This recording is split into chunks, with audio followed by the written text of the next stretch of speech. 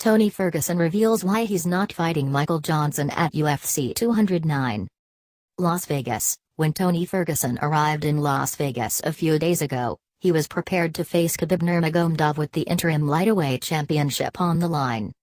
On Friday, the fight fell apart after Nurmagomedov was pulled from the card following a trip to the hospital due to weight-cutting problems that resulted in the undefeated Russian being deemed medically unfit to compete. With Nurmagomedov out, it seemed almost a certainty that Ferguson would be pulled from the card as well, but a few late-notice replacement opponents were suddenly in discussion with a possible fight less than 24 hours away. Sources told Fox Sports that Nate Diaz was one possible opponent who was floated, but unfortunately he was nowhere near the 155-pound limit to face Ferguson on Saturday. Top 10 ranked lightweight Michael Johnson then offered to take the fight, which could have been enticing considering he's the only fighter to hold a win over Ferguson in the UFC. Ultimately, the fight didn't come together, as Ferguson explained via Twitter on Friday. "Respect for your willingness to step in," Ferguson wrote in response to Johnson.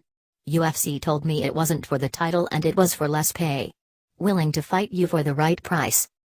UFC President Dana White joked that he was on suicide watch when speaking to TMZ after hearing that Nurmagomedov was out of the fight with Ferguson in what had become one of the most highly anticipated bouts of 2017.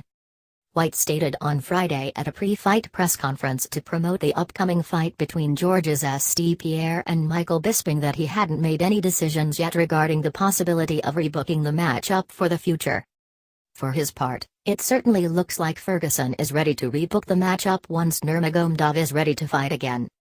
Sadly, this is the third time that Nurmagomedov and Ferguson have been scheduled to meet, but the two elite lightweights still have not stepped into the octagon together.